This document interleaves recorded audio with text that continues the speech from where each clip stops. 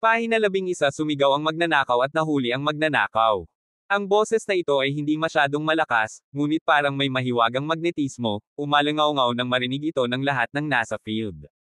Nanlamig ang mukha ni Kay nang bigla niyang naramdaman na medyo pamilyar ang boses, at agad niyang sinundan ang tunog. Sure enough, nakita si Nico na naglalakad palabas ng crowd na iyon. Sa sandaling iyon, nakaramdam ng kaunting gulo si Kay paano narito ang lalaking ito. At sabihin na narinig ng ilang mabangis na mukhang malalaking lalaki ang nanunuyang boses na iyon, ang isa sa kanila ay bumangon sa inis at lumingon sa paligid upang hanapin ang lalaking naglakas loob na sabihin iyon. Hindi ko inaasahan na makikita ko si Nico na lumalabas sa sarili niyang pagkukusa. Anak, ngayon mo lang ba sinabi yan? Ang lalaking nasa ulo ng grupo ay bumangon sa dilim. Natatawang sabi ni Nico, hirap ka ba sa pandinig ah?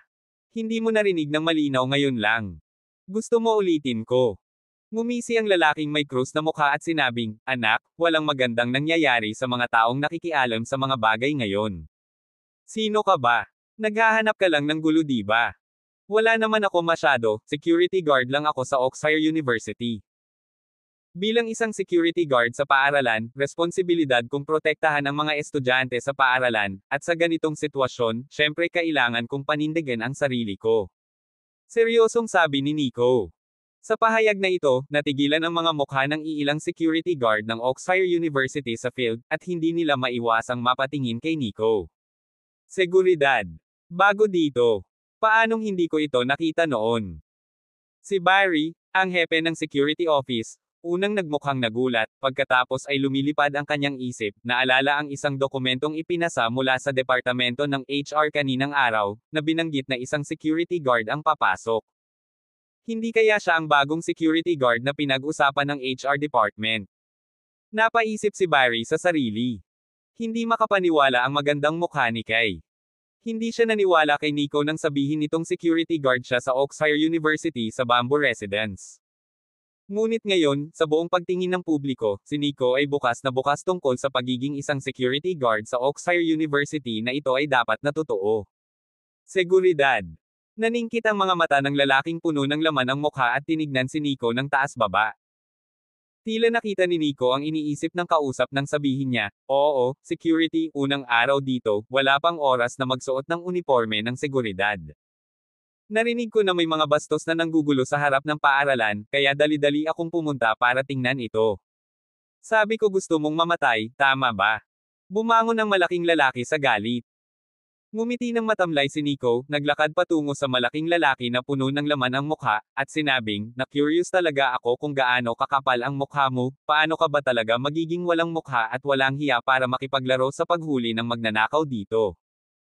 Naiinip na siya sa mga pang-aasar noon ni Nico, at nang marinig niya ito, hindi niya maiwasang itulak si Nico at sabihin, saan nanggaling ang lokong kalokohan na iyon? Gusto mong mamatay, hahayaan kita. Nang makitang nagtutulak-tulak ang lalaki, umaban si Nico sa halip na mga umatras, nakasalubong niya ang lalaki at dumaan sa isang maikling gusot sa kanya.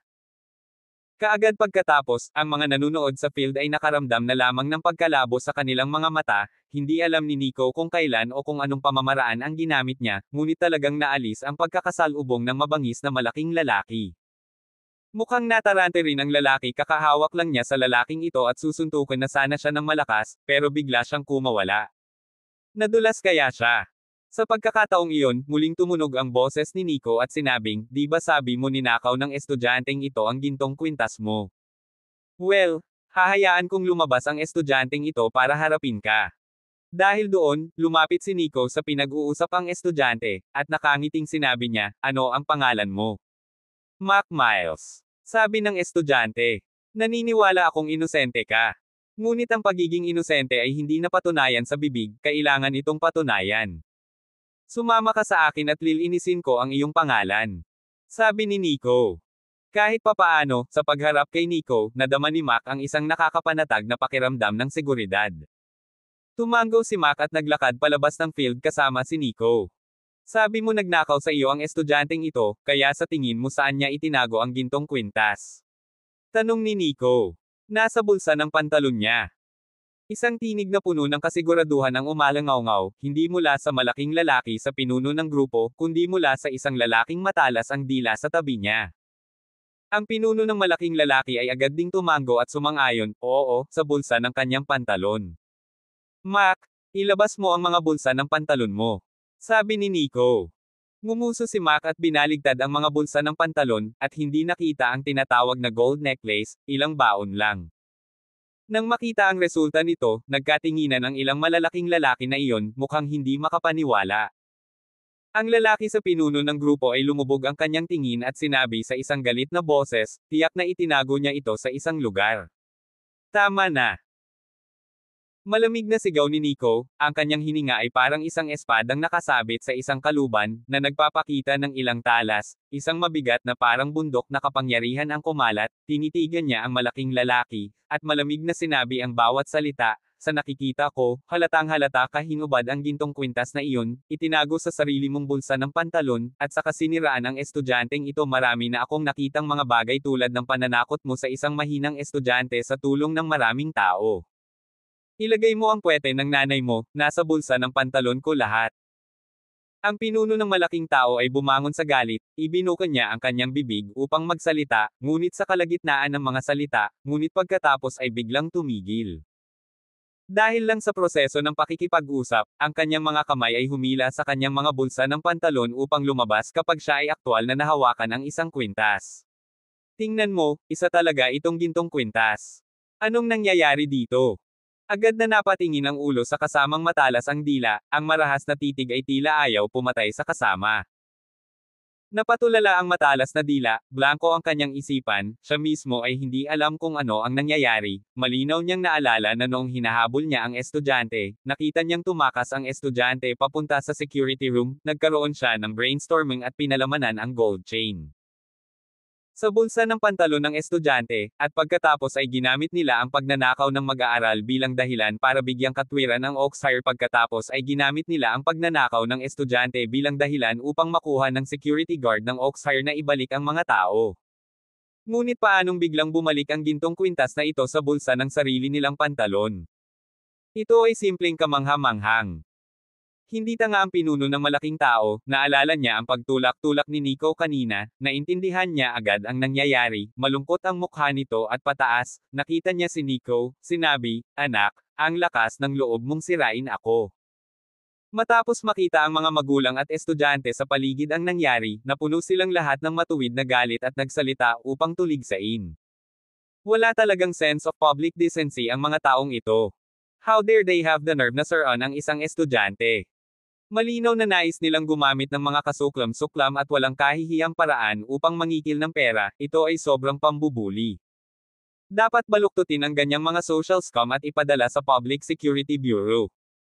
Isang boses ng galit ang narinig ng iilang lalaki na nakabiti na rin ang mukha. Malakas na ungol ng kinauukulan, tinitigan niya si Nico at sinabing, kalimutan na natin ito ngayon, maglalaro ulit tayo sa ibang araw. Mga kapatid, alis na tayo. Dahil doon, tatalikod na sana ang mga lalaki at aalis. Teka, hindi pa tapos? Bakit nagmamadali? Sa likod nila, dumating ang medyo walang pakialam na boses ni Nico. Pahina 12 paghila sa bully. Hindi pa tapos. Pagkarinig ng mga salitang ito, ang ulo ng malaking tao ay malungkot na mukha at pataas, ang mga mata ay kumikislap na may bakas ng malamig na onang. Akala niya ay nasa kamay na niya ang tagumpay, ngunit hindi niya inaasahan na maaakit siya ni Nico. Dahil maraming nakamasid sa field, at dehado ang kanyang tagiliran, naisip na lang niyang magpipigil at aalis muna. Pero hindi ko inasahan na tatalikod ako at hindi man lang humakbang para umalis, pero galing sa likuran ko ang sinabi ni Nico. Anak, ano pang ginagawa mo? Kung gusto mo talagang maglaro, paglalaroan kita, lolo. Lumingon ang pinuno ng malaking lalaki, hawak-hawak niya ang sikmura ng galit kung saan-saan ito may lalabas. Napatunayan na kayong mga magnanakaw at nagpakatanga kayo. Ang tinatawag na pagnanakaw ay dumating sa liwanag. Pero aalis na kayo ng ganito, komportable ba kayo niyan? Sabi ni Nico sa murang tono. Gusto kong umalis kapag gusto ko nang umalis, anong gusto mong peace of mind? Ano, gusto mo bang iwan ako? Ngumisi ang pinuno ng lalaki, at ang titig sa kanyang mga mata ay puno ng mapanuksong kahulugan habang nakatitig kay Nico. Paumanhin, ako ay nasa normal na oryentasyong sexual at walang interes na panatilihin ka.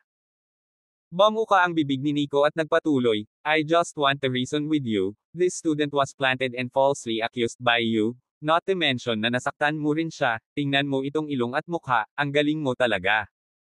Kaya, dapat ayusin ang account na ito. Napilipit ang kilay ng pinuno ng malaking lalaki, sa kanya naintindihan ang dahilan kung bakit sila sinigawan ni Nico na huminto, it is for this matter. Bigla siyang natuwa, sinadya ba ng batang ito na managot sa estudyanteng ito? Naniniwala na siya ngayon na ang taong ito ang bagong security guard, kung hindi, sa lugar na ito, sino ang hindi nakakaalam ng kanyang pangalan na Mr. Rockwell. Ang lugar ay nasa ilalim ng kanyang kontrol, hindi siya nakakaabala sa mga tao, ang iba ay naghahanap ng kanilang sariling swerte, ngunit ang bagong security guard na ito ay naghahanap ng gulo. Sobrang saya. Sobrang saya. Kaya sabihin sa akin, paano gumagana ang algorithm? Tanong ni Mr. Rockwell na ikinapikit ng mga mata. Pagpapalo sa mga tao para mabayaran ang pera, ang natural na hustisya. Ang mag-aaral na ito ay ipinadala sa ospital para sa mga gastos sa paggamot, at mga gastos sa espiritual na pinsala, at iba pa. Iba't ibang magkakasama, hindi bababa sa 10,000 yuan. Kaya, sabihin natin na ito ay 10,000. Magbayad ng 10,000, at makakaalis ka na. Ibinuka ni Nico ang kanyang bibig, pagkatapos ay sinabi, syempre, may pangalawang paraan. Ngunit sa palagay ko ang unang paraan ang pinakaangkop. Ha ha ha ha. Hindi napigilan ni Mr. Rockwell na matawa, nakikinig sa seryosong mga salita ni Nico, na para bang narinig niya ang pinaka-nakakatawang biro sa mundo. Nakakaramdam nga siya ng katawa-tawa, kadalasan ay nanghihingi lang siya ng pera sa iba, kailan pa ba sila humingi ng pera sa kanya? Totoo na ang mga bagong panganak na guya ay hindi natatakot sa mga tigre. Bumantong hininga sa emosyon ng puso ni Mr. Rockwell, napamura siya at sinabing, anak, hindi uobra ang paraang sinabi mo. Nagtataka ako, ano ang iyong tinatawag na pangalawang paraan? Hindi na si Nico, sa halip, ngumiti siya at naglakad patungo kay Mr. Rockwell at sa kanyang grupo ng hakbang-hakbang, na nagsabing, ang unang paraan ay ang pangangatuwiran gamit ang iyong bibig. Ang pangalawang paraan ay ang pangangatuwiran gamit ang iyong mga kamao. Kailangan mong piliin ang pangalawa, wala akong magawa. Pagtingin kay Nico hakbang-hakbang, ang mga mata ni Mr. Rockwell ay biglang nanlamig, ang mukha ay biglang naging horrified at pataas, na parang nakakita sila ng isang nakakakilabot na general. Dahil lang talaga maramdaman ni Mr. Rockwell, habang humahakbang si Nico, isang hindi nakikitang paglabas ng pinakamalakas na pressure ang talagang nakalok sa kanya ng matatag. Sa kanyang mga mata, ang sariling hininga ni Nico ay nagbago, mula sa unang uri ng catamaran na agad na naging isang nakakatakot na behemoth general, ang hininga ay parang bangin, malalim na parang bilangguan. Habang naglalakad si Nico, ang bawat hakbang ay tila naaapakan ang kanyang puso, na nagpapabilis sa kanyang puso, at maging ang buong tao ay nagsimulang makaramdam ng pagkahilo. Ito ay isang kakila-kilabot na tao. Si Mr. Rockwell ang naisip nito at naghisteryoso siyang umungol, halika, bumangon ka dyan at pigilan mo siya. Ibagsak mo siya. Mabilis. Mr. Rockwell nagbigay ng isang order, siya sinundan ng ilang sa paligid ng mga mata ng isang mabangis flash, ay rushed forward. Sa sandaling iyon, gumalaw din si Nico, ang dalawang paa ay nakaimbak ng pedal, na may hangin na humampas pasulong kasama ang momentum. Phew! Isang malakas na hangin ang sumipol, isang lalaking nakaitim ang sumugod lang, hindi makita ang silhouette, na sinundan ng isang malaking kamao ay nasa harap ng kanyang mga mata. Mga karapatan sa bang. Tumama ang suntok sa mukha ng lalaki, diretsyong nabali ang buto ng ilong, mukha dugo at laman, lumipad palabas ang buong tao. Phew! Ang isa pang sumisipol na hangin, ang kanang paa ni Nico patungo sa harapan ng dalawang nagmamadaling lalaki ay natangay, ang binti ay wala sa oras, ang malakas na tunog ng hangin ay tumagos sa eardrums, nakakatakot. Bang! Bang! Dalawang hindi maihahambing na mapurol na epekto ang tumunog sa himpapawid, nakita lamang ang dalawang lalaki na nagmamadaling umakyat, ngunit sobrang puno ng drama na may mas mabilis na bilis pabalik. Sa ilalim ng isang leg sweep, dalawang tao ang lumipad palabas, malabo na may isang pagsabog ng click na tunog ang dumating, hindi rin alam kung ilan sa kanilang mga tadyang ang nabali. Ang mga hudlom na ito laban kay Nico, ay ganap na paper mache general, maaaring itaas ni Nico ang kanyang kamay upang sugpuin sila, kung ilalagay ito sa larangan ng digmaan, ito ay pangalawang pagpatay. Whoosh! Si Nico ay humakbang pasulong at ibinaba ang kanyang kanang siko pasulong, pinasabog ang isa pang lalaking nakaitim ng husto sa mukha, ang kanyang bibig ay bumulwak ng dugo, at siya ay bumagsak ng diretso sa lupa. Si Nico ay parang tigre lang sa kawan ng mga tupa, kahit saan siya magpunta, isa-isa, ang mga orihinal na mayabang at nangingibabaw na lalaking nakasuot ng itim ay bumagsak sa lupa, wala ni isa sa kanila ang makalaban sa sariling kapangyarihan ni Nico. Matagal nang natulala ang mga nakapaligid na nanunood. Isipin lamang na ang ganitong eksena ay dapat na nasa pelikula ang ilang tulay ay lilito, ngunit hindi naisip na ang katotohanan ay talagang lived-in itinanghal. Security guard lang ba talaga ito? Ito ay medyo masyadong matigas. Sinipa ni Nico ang huling malaking lalaking nakaitim sa kanyang harapan, nang bigla niyang naramdaman ang isang malakas na hangin na nagmumula sa kanyang likuran, at kasabay nito. Mag-ingat ka! Isang sigaw ng alarm ang umalangaw-ngaw, at boses iyon ni Kay. Nakatayo sa anggulo ni Kay, nagkataon na nakita niya ang pinuno ng malaking tao na si Mr. Rockwell ay naglalabas ng malamig na punyal, malamig patungo sa likod ni Nico na diretsyong sinaksak. Sa pagkakataong iyon, hindi napigil ang mapabulalas ni Kay, ang puti ng mukha niya sa takot. Dumiretso sa kanya ang punyal na nasa kamay ni Mr. Rockwell na may matinding kislap sa kanyang mga mata, isang pagkakataon na matagal na niyang hinihintay. Sa puntong ito, alam niyang ang pag-asa sa mga kamao at paa ay tiyak na hindi kalaban ni Nico, kaya't binunot niya ang dala niyang punyal. Malamig na tumawa si Nico, hindi man lang lumingon, ang kanang kamay niya patungo sa likod ng isang buckle, nakita lang niya ang kanang palso ni Mr. Likod, ang kanang kamay ni Nico patungo sa likod ng isang buckle ay nakaklamp sa kanyang palso. Pagkatapos ay natagpuan ni G. Rockwell na ang kanyang kanang braso ay ganap na hindi kumikilos. Ginamit niya ang lahat ng kanyang lakas sa pagsaksak pasulong, ngunit hindi siya makagalaw ng kalahating sentimo, at ang lahat ng kanyang lakas ay nawala ng walang bakas na parang isang putik na baka sa dagat. 5 daliri ang kanang kamay ni Nico na parang bakal na place, pagkatapos hawakan ang kanyang palso, hayaan siyang magpumiglas ay walang saysay. Tumalikod si Nico at tinitigan si Mr. Rockwell, na nawala na ang mukha, tapos biglang bumangon ang kanang kamay na may 5 daliri at diretsyong nabali. Kachaw! Nabali ang kanang palso ni Mr. Rockwell, at ang punyal sa kanyang kamay ay bumagsak sa lupa ng may putok. Inabot ng kaliwang kamay ni Nico at sinaksak ang lalamunan ni Mr. Rockwell, hinawakan ng kanang kamay ang kanyang damit, pagkatapos ay itinaas ang kanyang mga braso, at sa biglang pagsabog ng sigaw mula sa karamihan, itinaas niya ang buong katawan ni Mr. Rockwell. Tamang-tama ang araw, sumisikat sa kanya at bumunot din ng isang figure na tila nangingibabaw sa lupa. Ang isang lalaki, ang mga bisig ay magiging isang mabangis at mabangis na tao sa itaas, ang mga sulok ng bibig na hindi nakakapinsalang tamad ng ngiti, sa nakapaligid na mga pares ng mga mata na umaagos sa pagkabigla, ito ay lumilitaw na humihila ng hangin ay ang mga braso ng lalaki ay nakahampas sa lupa. Bang! Direktang ibinagsak sa lupa ni Mr. Rockwell, at ang mapurol na tunog ay ipinadala, na nakakabigla sa bawat manunood na nakasaksi sa eksenang ito. Bullying. Makapangyarihan. Ang pagkilos na ito ay naglalabas ng lahat ng mga aura na ito ng buong lakas. Sa sandaling ito, ang buong silid ay nagulat, ang mga uwak ay tahimik, na parang patay na katahimikan. Pahina 13 kahangahangang seguridad. Ang lahat ng mga tao sa patlang ay masindak, kasama ng mga ito mayroong maraming mga mag-aaral gawin lubhang mainit na kumukulo dugo, nais nilang ipahayag ang puso ng naklap ng kagalakan, ngunit hindi mahanap ang anumang wika. Tila, sa harap ng gayong kagulat-gulat na eksena, anumang verbal expression ay mamumutlo kung ihahambing.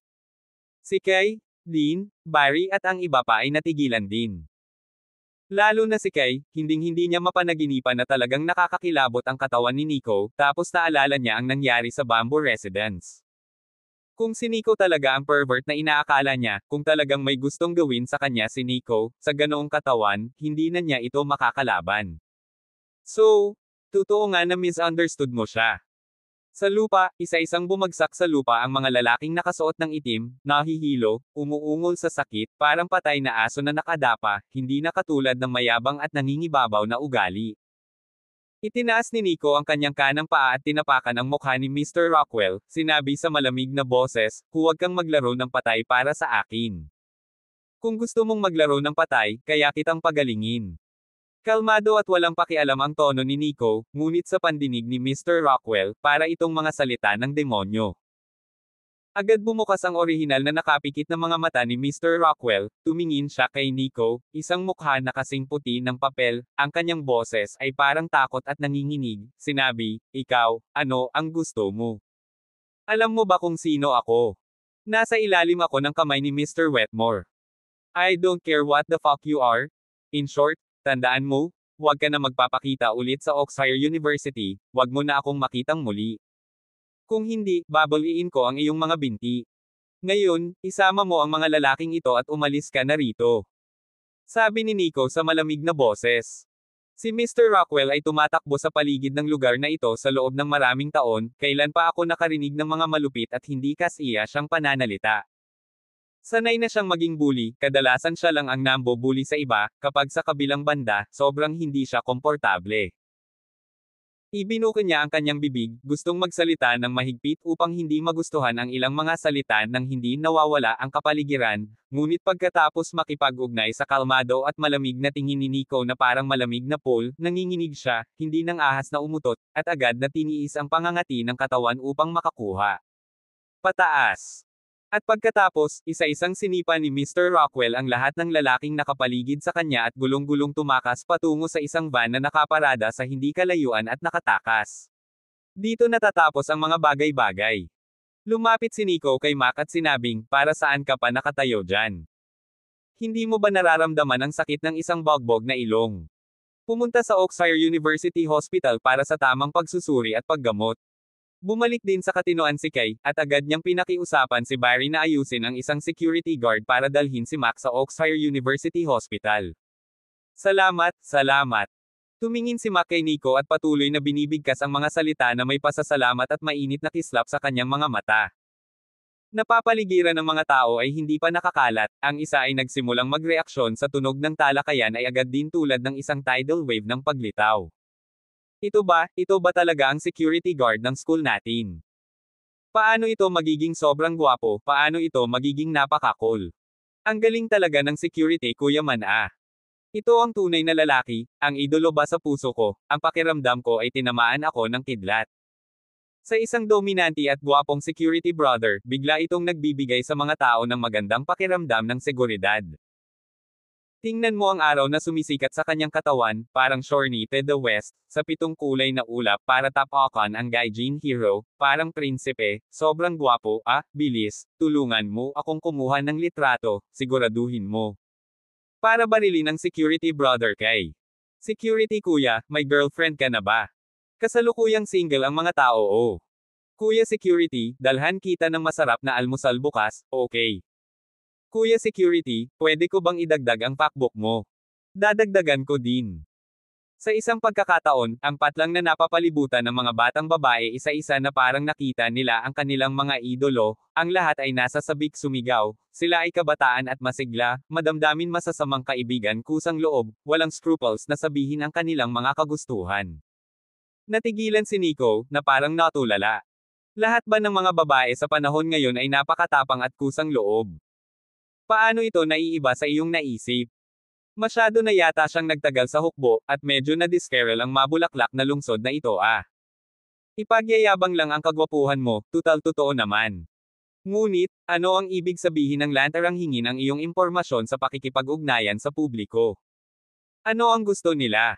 Pakiusap, hindi ko magagawa ang isang bagay tulad ng pagpuslit sa isang babaeng dormitoryo sa gabi, tama? Medyo hindi nakaimik si Nico, kailangan niyang ngumiti at sinabing, maghiwa-hiwalay ang lahat, ngayon wala na. Sa totoo lang, wala naman talaga akong merits, maliban sa medyo gwapo ako, medyo marunong, medyo magaling sa ugali, maliban doon, wala akong alindog, at talagang hindi karapat-dapat sa gayong papuri mula sa iyo. Naku, napaka-protective ko rin, mga estudyante kayo ng Oxford University, tapos dapat may tungkulin akong protektahan kayo, tama man kayo o mali. Hindi mo dapat ikalat ang balita, ipaalam lang ito sa libu-libong estudyante at guro sa ating paaralan. Low profile, palaging naging benchmark ko para sa mundo. Paf! Wow! Ang orihinal na kapatid ng seguridad ay sobrang nakakatawa at nakakatawa parehong nangingibabaw na mataas ang lamig, ngunit nakakatawa din at nakakatawa, talagang napaka-perpekto Kuya security, hindi ko mapigilan, gusto kitang idagdag bilang kaibigan. Lalong tuwang-tuwa ang mga babae sa arena matapos marinig ang sinabi ni Nico. Itim ang mukha ni Nico, sabi ko paano ka basta-basta makakahingi ng contact information sa isang lalaki. Ito ay sobrang kakulangan ng mga isyu sa seguridad.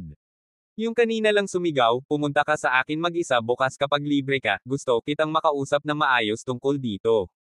Niloloko mo ba ako? Sa harap ni Miss Martino, paano ako magkakaroon ng lakas ng loob na makipagpalitan ng contact information sa iyo? Hindi pa ako opisyal na sumali, kung ito ay si Miss Martino na direktang tinanggal, ito ay isang malaking kahihiyan. Napansin din ni Nico na ang mga babaeng nagsisigawan kanina ay talagang napakagandang hitsura, at ang kanilang mga katawan ay labis na nabuo, ang malukong-malukong, ang matambok na matambok. Gayunpaman, sila ay nagbabasa ng hanggal o walang dibdib. Hindi sila lihim na maglalagay ng isang maliit na tala o pribado at pagkatapos ay nahihiya na tatakbo upang humingi ng impormasyon sa pakikipag-ugnayan. Anong klaseng tao ang kinukuha niya sa akin kung siya ay lantarang hinihingi? Ano ang iniisip nito kay Miss Martino? Sa huli, si Dean, ang may-ari ng opisina ng presidente ng Oxford University, ay pumasok, na nagbigay daan sa mga nakapaligid na magulang at estudyante na maghiwa-hiwalay. Nang ibinaling ni Nico ang kanyang mga mata kay Kay, medyo napahiya siya. Ang napakarilag na babaeng ito ay talagang vice-presidente ng Oxford University. Akala niya ay guro siya sa Oxford University, ngunit hindi niya akalaing isa itong high-powered vice principal. Sa pag-iisip pabalik sa eksena kung saan idinikit niya ang magandang principal sa kama, nagkaroon siya ng urge na iuntog ang ulo sa kabuuan ng dibdib ng magandang principal. Tapos na. Dumating ang unang araw na ito para masaktan ang magandang punong guro, siguradong maliit ang suot na sapatos ng hinaharap, di ba? Tumingin din si kay Nico, huminga siya ng malalim, parang pinakalma lahat ng emosyong namumuo sa puso niya, at sinabing, sumama ka sa akin. At Mr. Davis, pumunta ka rin dito. Pahina 14 na panayam ng magandang principal. Oo naman, kung ano ang darating ay darating pa rin. Nagbigay ng salita ang magandang principal, kailangan ding itaas ni Nico ang paa para sumunod, at kasama niya ang security office section chief na si Barry. Naglakad sa unahan ang magandang principal, sina Nico at Barry ay parehong nagkataon na napaatras ng ilang hakbang at sumunod sa likod. Nico is a little vain? Not long ago just pressed people beautiful principal in bed sobrang ambiguous, kahit makapal na uli ang balat, nahihiya ding sumulong at magandang principal na magkatabi. Si Barry naman ay may respeto sa pagiging subordinate. Ang pangalan ko ay Barry, at ako ang pinuno ng seksyon ng security office. Nico ba ang pangalan mo? Si Barry ang unang nagsalita. Natigilan si Nico nang sabihin niya, oo, ako ito. Si Mr. Davis paano mo nalaman? Ngumiti si Barry at sinabing, noong araw na nakatanggap ako ng dokumento mula sa departamento ng mga tauhan na nagsasabing may bagong security guard na pumasok. Binasa ko ang dokumentong iyon, kaya ayon nalaman ko ang pangalan mo. Nakikita ko. Pagkatapos ay kailangan kong hanapin si Mr. Davis para sa higit pang pangangalaga sa hinaharap. Ngumiti si Nico. Nagmamadaling iwinagayway ni Barry ang kanyang kamay at sinabing, I dare not dare. Nico, bata ka pa? Pero napakagaling mo sa mga ginagawa mo, magkakaroon ka ng magandang kinabukasan. By the way, nasa harap mo si Miss Martino ng school natin. Masyado pang bata para maging principal. Ikaw ay talagang bata at talented, napakabata at napakagandang principal, natatakot ako na marami kang mahahanap sa bansa, hindi ba? Papuri ni Nico, balak niyang ayusin ang tensyon sa pagitan niya at ng magandang principal. Tumango si Barry, ngunit walang lakas ng loob na magsabi ng kahit ano. Naglalakad si Kay sa harap ni Kay, natural na hindi siya naglakas loob na magkomento, kaso kung aling pangungusap ang hindi maganda, hindi sulit ang pagkawala. Malabong marinig ni Kay ang usapan ni Nico at Barry, lalo na ang mga papuri ni Nico na narinig niya rin, pero hindi man lang masaya ang mukha nito, sa halip ay ironic ang mukha niya anong ibig sabihin ng lalaking ito. Hindi ba pwedeng maging principal ka dahil bata ka lang? Ipinapahiwatig ba niya na ako ay isang punong guro sa pamamagitan ng ilang uri ng relasyon o backdoor? Sa pag-iisip nito, mas lalong nagalit si Kay, iniisip sa puso niya na masama talaga ang taong ito, hindi dapat magandang bagay. Hindi naman ood si Nico sa tiyan ni Kay kaya natural na hindi niya alam kung ano ang nasa isip ni Kay. Kung alam niya ang iniisip ni Kay ngayon, iiyak na siya. Halatang misinterpreted ang ibig sabihin niya wala talaga siyang ganyang aspeto ng ideya. Hanggang sa faculty building, nakarating talaga sa opisina ni Kay na matatagpuan sa 5th floor. Ilang sandali matapos pumasok sina Nico at Barry, dumating din si Tom mula sa HR. Umupo si Kay sa swivel chair sa likod ng desk, ang titig sa kanyang mga mata ay unang dumapo sa katawan ni Nico, pagkatapos ay tumingin kay Tom at sinabing, Tom, siya ay isang security guard na kaka-recruit pa lang. Oo. Tumango si Tom. Sa anong paraan? Isa pa, binigyan siya ng tirahan sa gilid ng paaralan. Ito ba ay isang desisyon na ginawa rin ng iyong departamento? Tanong ni Kay. Nagmamadaling sinabi ni Tom, Miss Martino, sinusunod namin ang utos ni Mr. Wilson para ayusin ang mga ito. Mr. Wilson. Natigilan ang mukha ni Kay sa mga salita, si Mr. Wilson ay ang positibong presidente ng Oxford University, si Oscar Wilson. Hindi maiwasan ni Kay na mapatingin kay Nico, nagulat talaga siya, how didn't expect all this is actually Mr. Wilson's arrangement. Ang reputasyon ni Oscar bilang isang mahigpit na tao ay napakataas at prestihiyoso sa Oxford University. Hindi kailanman ginamit ni Oscar ang kanyang kapangyarihan upang ayusin ang anumang bagay sa lahat ng mga taon na ito, ngunit sa pagkakataong ito ay gumawa siya ng exception para kay Nico, na naging dahilan upang hindi makapaniwala si Kay, sa pag-aakalang may nasa likod nito. Inirekomenda ka ni Mr. Wilson. Tumingin si Kay kay Nico at hindi maiwasang magtanong. Sinubukan ni Nico na maglagay ng gwapong ngiti habang sinasabing, oo. Siya nga pala, narito ang isa pang sulat ng rekomendasyon na maaaring tingnan ni Miss Martino. With that, nilabas ni Nico ang isang nakatuping envelope sa katawan niya at ibinigay kay Kay. Binuksan ito ni Kay at nakitang totoo ang lahat, may nakalagay na autograph ni Oscar. Ngunit hindi sapat na irekomenda ang taong ito na maging isang security guard, bakit mo siya gustong ilagay sa Bamboo Residence? Ang pag-iisip na manirahan sa tabi ng lalaking ito ay hindi komportable at nakabara sa kanyang lalamunan si Kay. Subconsciously, Kay felt she should do something about it. Kung hahayaan niyang manirahan ang lalaking ito sa tabi niya, then she could imagine the dark life she would be live in the future. Gaano kaya kahusay ang isang lalaking walang kahihiyan na sumandal sa isang bakod at tumitig sa mga damit ng mga babae na nakalawit upang matuyo at gumawa ng lahat ng uri ng mga walang hiyang komento. Alam ng Diyos kung ano ang gagawin niya sa hinaharap, sabihin na natin kapag madilim at maangin at hating gabi ano ang kanyang gagawin na hindi karaniwan. Huminga ng malalim si Kay, tumingin muli kay Tom, at nagtanong, na-interview na ba siya ng HR department mo? Interview. Natigilan si Tom, halatang hindi niya naisip iyon. This is a person arranged by Mr. Wilson, kailangan pa ba natin ng interview? Kung gusto mo talagang mag-interview, hindi mo ba bibigyan ng mukha si Mr. Wilson? Gusto pa rin niyang magtrabaho ng maayos sa kanyang posisyon ng ilang taon pa. Miss Martino? Hindi pa nakaka-interview. Matigas na sabi ni Tom. Tumango si Kay at medyo naiinip na sinabi, okay, I get it. Tapos i-interviewin ko siya. Lumabas muna kayong dalawa. Parehong nagmamadaling lumabas ng opisina sina Barry at Tom na parang napatawad na sila. Nang magsara ang pinto, malamig na tumaas ang tingin ni Kay at tinitigan si Nico, na nagsasabing, Nico ang pangalan mo. Oo. Miss Martino?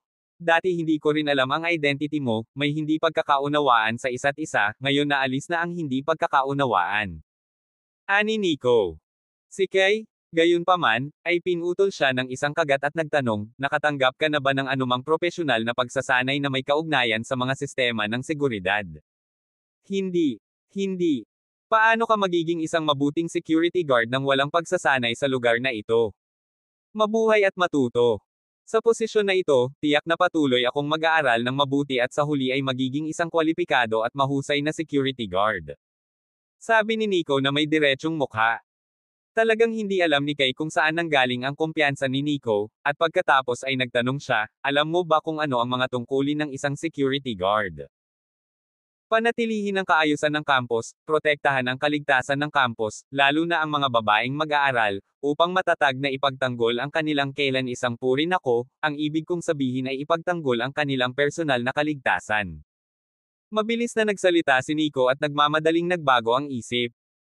Itim ang noo ni Kay at naisip niya sa kanyang sarili na ang lalaking ito ay talagang hindi mabuti, inihayag ang kanyang tunay na ugali nang hindi man lang nag-iisip tungkol dito, at sinabi niya sa malamig na boses, hindi kailangan ng kanilang kailan isang puri na ipagtanggol mo ito. Isang analogy lang. Sarcastic na ngumiti si Nico. Kinagat ni Kay ang kanyang mga ngipin at sinabing, wala kang propesyonal na pagsasanay sa sistema ng seguridad at tiwala ka na magagawa mo ang trabaho. Siyempre gusto ko. Nagsalita si Nico sa isang mapagpasyang paraan. Ano ang iyong biro, isang henerasyon ng Dragon Emperor, pagtatanggol sa bansa ay hindi isang problema, ngunit hindi pa rin magawa ang isang mahusay na trabaho bilang isang security guard. Inisip ito ni Kay at pagkatapos ay nagtanong, ano sa palagay mo ang iyong sariling mga lakas o espesyalidad? Mga espesyalidad. Saglit na natigilan si Nico, at pagkatapos ay tila medyo napahiya siya at sinabing may makitid na ngiti, siguro kung anong partikular na aspeto ang tinutukoy ko. Malinaw niyang natatandaan na pagkatapos ay maraming kababaihan ang pumupuri sa kanyang kadakilaan at sasabihin na ang kanyang kadakilaan ay napakahaba, hindi niya alam kung ito ay itinuturing na isang espesyalidad, isang partikular na mahaba. Sisubog na sa galit ang puso ni Kay, sinasadya ba ng lalaking ito? Sinasadyang asarin ang sarili. Hindi mo ba alam kung ano ang isang espesyalidad? Isa pa, ano ang ibig sabihin ng kanyang napakalaswang mukhang ngiti? Ano bang problema ng utak mo? Naramdaman lang ni Kay na kung ipagpapatuloy niya ang pakikipag-usap sa lalaki na ito, kailangan niyang mamatay ng 10,000 mga sel, kaya sinabi niya, bueno, lumabas ka muna. Kakausapin ko si Mr. Wilson sa telepono. Ibig sabihin, lalabas muna ako at maghihintay ng resulta. Oo. Hindi naman sinabi ni Kay sa magandang paraan. Pahina 15, hindi pangkaraniwang pinagmulan. Sa loob ng opisina. Kinuha ni Kay ang landline sa kanyang desk at nag-dial ng tawag sa Hello, Mr. Wilson. Ako ito. Isang lalaking nagngangalang Nico ang dumating sa trabaho bilang isang security guard ng paaralan ngayon, ito ba ay inayos ni Mr. Wilson? Oo, inayos ko. Inayos ko na ang bagay na ito sa departamento ng mga tauhan. Sa telepono, may lumabas na medyo luma ngunit sobrang eleganteng boses. Mr. Wilson, paano kung ilagay siya sa Bamboo Residence? Tanong ni Kay. Ako rin ang nag-ayos nito. Alam kong nakatira ka sa Bamboo Residence, ngunit mayroon lamang isang silid sa Bamboo Residence na magagamit pa rin at may mas magandang kapaligiran. Kaya naman nag-ayos ako na pumunta siya doon. Hindi ko ito napag-usapan sa iyo, dahil nitong nakaraang 2 araw, ang mga bagong mag-aaral ay nag-ulat sa paaralan, ikaw ay abala rin, kaya wala akong sinabi sa iyo. Mr. Wilson, itong arrangement na ito ay hindi naaayon sa rules ng school, right?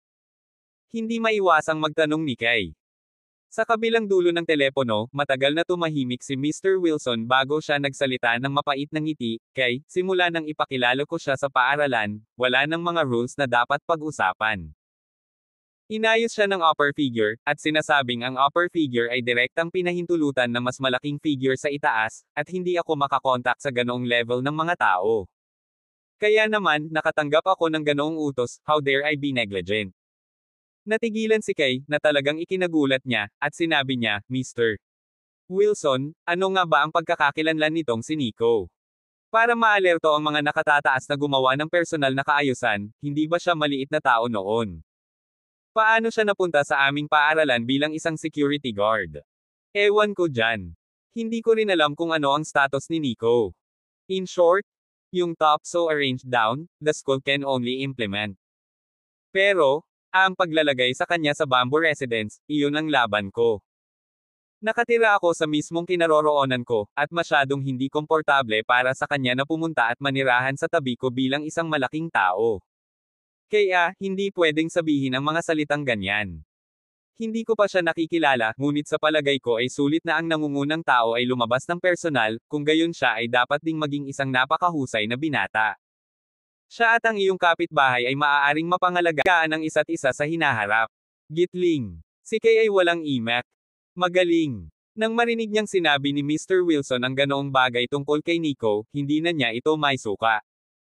She can't see where this guy is excellent anyway, instead it's very hateful. In the end she can't get this bastard guy out of her mind for the experience of pressing her directly into bed. Hindi sa lahat kung paano maawa ang Jade, tulad ng isang tao ay hindi isang kasuklam-suklam ay ano.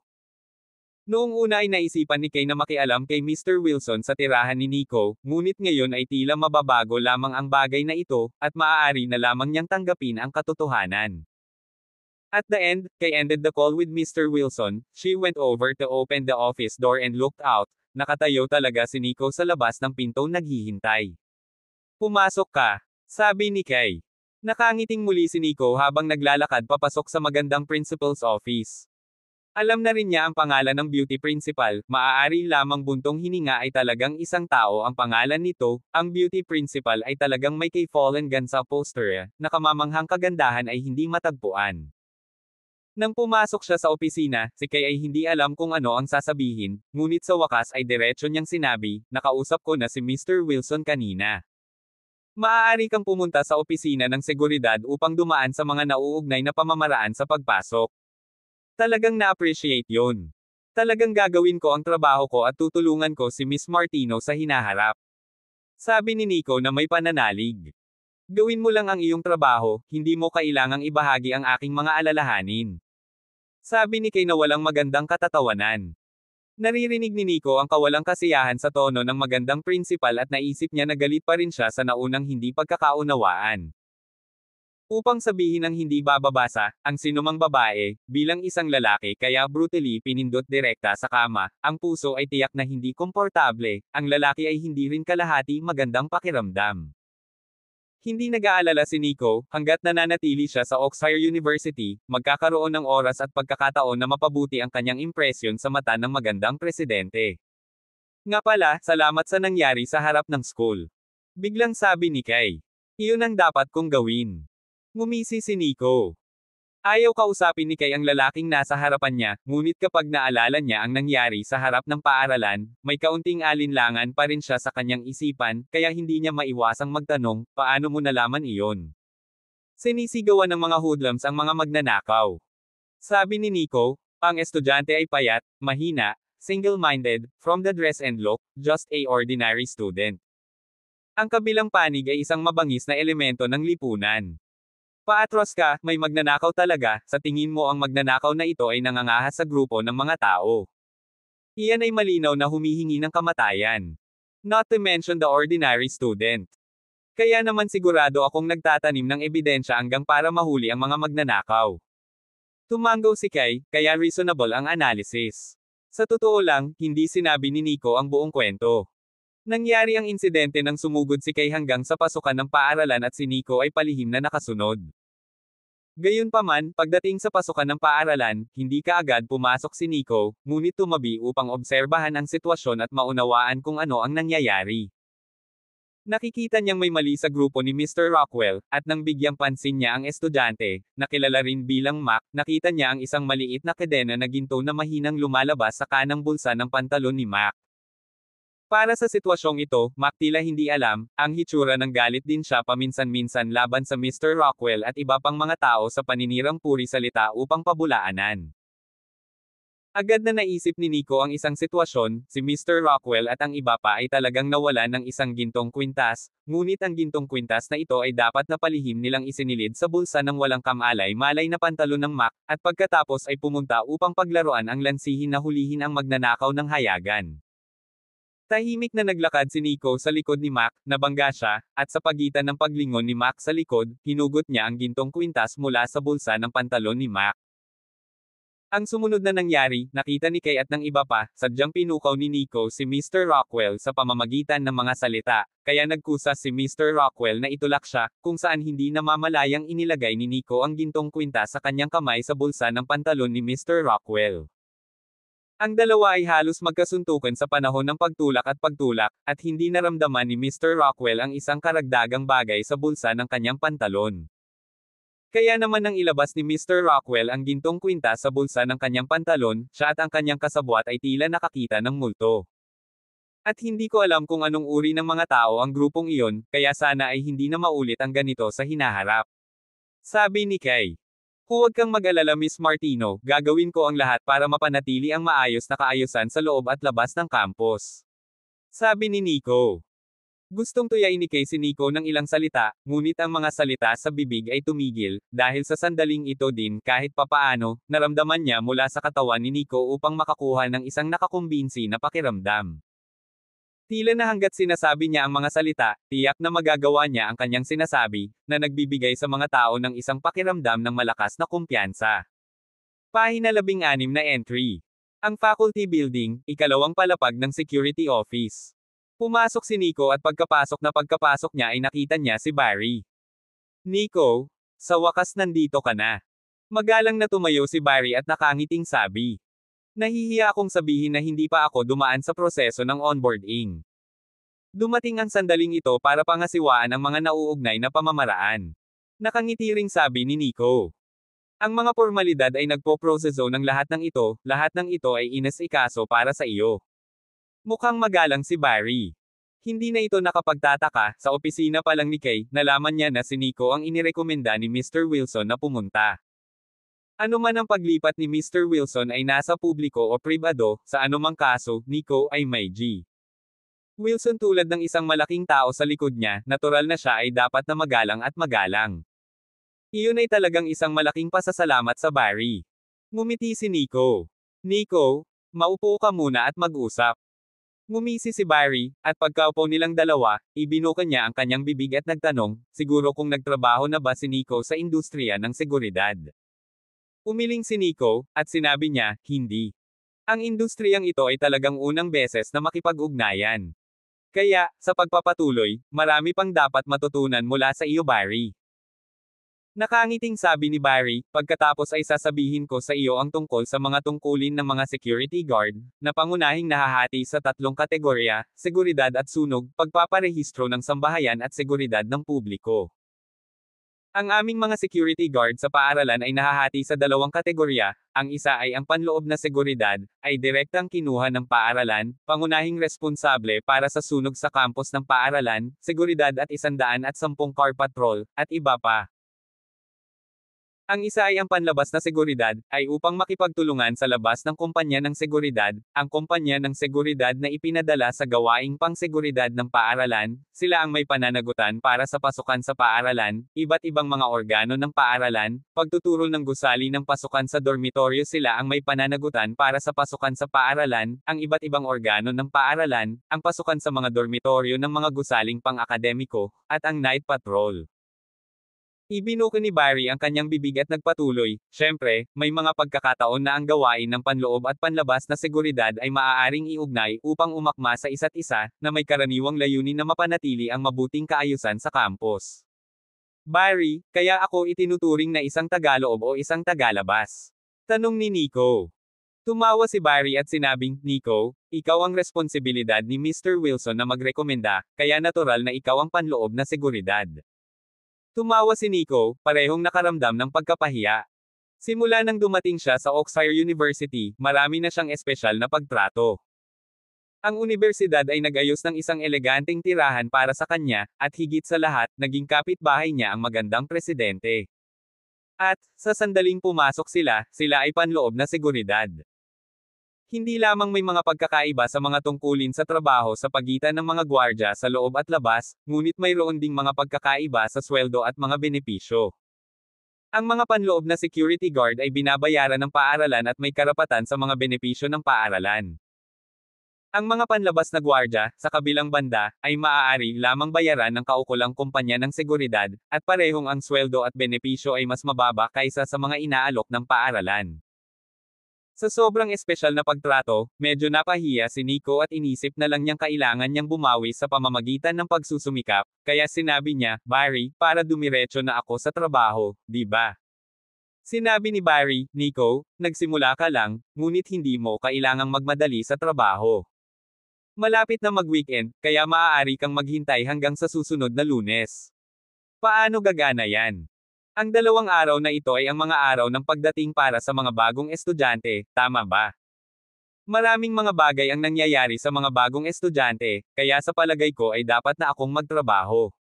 Sabi ni Nico. Sa wakas ay hindi na napigilan ni Barry si Nico, kaya tumango siya at sinabing, sige. By the way, bibigyan muna kita ng 2 set ng security uniform. Pumili si Nico ng dalawang uniforme ayon sa kanyang taas at pagkatapos ay isinuot ang isa sa opisina ni Barry, at ito ay akma. Si Nico bilang isang sundalo ng espesyal na operasyon, matangkad, maayos ang katawan, na may puwersang sumasabog sa loob ng kanyang katawan, ang gayong katawan ay ipinanganak na isang clothes rack. Sa makatuwid, ang uniforming panseguridad na ito na isinusuot sa kanyang katawan, ay agad na nagbubunyag ng isang pakiramdam ng kabayanihan at hindi karaniwan at may dugong bakal na domineering. Si Nico ay isang bagong uniforme ng seguridad, naglalakad sa maaraw na kalsada ng paaralan, ang buong puso ay binuha ng kakaibang pakiramdam. Noong nakaraan, siya ay nakasuot ng uniformeng panglaban, naglalakad sa larangan ng digmaan kung saan ang dugo at apoy ay magkakaugnay, at ginagawa ang pagpatay sa pangalan ni Lord Magnus. Sa halip, nakasuot na siya ngayon ng uniformeng pangseguridad at mukhang relax at kalmado habang naglilibot. Ang dalawang estado ng pag-iisip na ito ay ibang-iba. Sa larangan ng digmaan, siya ay malamig ang dugo at walang awa, habang ngayon siya ay nakaka-relax ng walang anumang pasanin. Maraming mga bagong estudyante ang sunod-sunod na dumarating, ang iba sa kanila ay nag-iisa, ang iba sa kanila ay kasama ng lahat ng mga tita at tito ng kanilang mga pamilya, ang sitwasyon ay medyo parang isang taong pumapasok sa paaralan at nagpapalaki ng kanyang pamilya. Sa check-in desk ng bawat departamento, may mga senior mula sa bawat departamento na pumupunta para tulungan ang mga bagong estudyante na mag-check-in.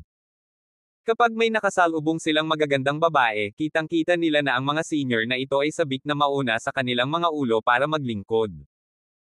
Ang mga magagandang babae ay masigasig, halimbawa, pagtulong sa pagdadala ng mga bagahe, pagtulong na dalhin sila upang bumili ng mga kumot at kubrekama, at iba pa. Ito ay din napaka-normal, makatarungang ginang, ang Ginoo mabuting martir na rin. Nico watched isang eksena, hindi maaaring makatulong ngunit subconsciously ng isang ngiti, hindi maaaring makatulong ngunit tandaan sa mga kolehiyo at unibersidad malawak circulated, isang parirala sunog at pagnanakaw prevention matanda. Tumalon si Nico, at walang magawa, kaya tumungo siya sa security office sa entrance ng school. Pagkapasok sa security room, may 4 na security guard sa loob, at natigilan ang mga mukha nila nang makita si Nico, saka sila tumayo at tumingin kay Nico with a hint of respect that natural flowed from their gazes. Ngayon lang ang sagupaan sa harap ng paaralan ay nasaksihan na nila ang buong pangyayari, si Nico lang, ngunit si Mr. Rockwell ba at ang iba pang 8 o 9 na tao ay pawang bugbugin sa lupa, napakatigas at matapang, hindi pa nila narinig. Hello everyone, my name is Nico. From now on we will be colleagues, take care of us. Nakangiting sabi ni Nico at nagpakilala. Ang ugali ni Nico ay tila napakadali, walang kaunting rack, na nagpakalma din sa 4 na security guard, sabi ng isa sa kanila, Nico, ang pangalan ko ay Theodore. Nico? Walter ang pangalan ko, ang sabi ng isa pang security guard na mukhang may maitim na kutis at matipunong katawan. Nico? Ang pangalan ko ay Frederick, sigaw ng isang security guard na mukhang isang matapat na tao. Ang ika-4 na gwardya ay bata, matangkad at payat, nakasuot ng salamin, at ngumiti rin siya at sinabing, Nico, ang pangalan ko ay Arthur. Tumango si Nico at nakangiting sinabi, then we are officially acquainted. Bago lang ako dito, at marami akong mga bagay na hihilingin sa inyong lahat para sa payo tungkol sa aking trabaho sa hinaharap. Nico, hindi mo dapat sabihin yan. Ngayon lang namin nakitang lahat ang katapangan mo. Sa hinaharap, kasama si Nico, ang aming pangkat ng seguridad ay talagang magtataas ng kanilang mga kilay. Nakangiting sabi ni Theodore. Oo, oo, oo. Ngayon lang talaga kumulo ang dugo namin sa mga mabangis at dominanteng kamay ni Nico. Kasama si Nico dito, tingnan natin kung sino ang maglalakas loob na mangbuli sa ating mga security guard sa hinaharap. Excited ding sabi ni Arthur. Nagmamadaling ikinaway ni Nico ang kanyang kamay at sinabing, huwag mong sabihin iyan, lahat. Sa katunayan, ako ang pinakamagaling sa pagkumbinsi sa mga tao na may kabutihan. Paminsan-minsan lang ang puwersa, itong rule of law society, mas mabuting kumbansihin ang mga tao na may virtue. Ang mga salita ni Nico ay nagsasabi sa aking puso. Ang aming paaralan ay puno ng magagandang babae, kaya't naghihintay kami ng isang tulad ni Nico na dumating at sakupin sila ng may kabutihan. Nakangiting sabi ng tila tapat na si Frederick habang nakapikit ang maliliit na mata. Tumawa si Nico at sinabing, sa mga sinasabi mo, ang aming paaralan ay isang lugar na gumagawa ng magagandang babae. Pahina 17 ang ins and outs.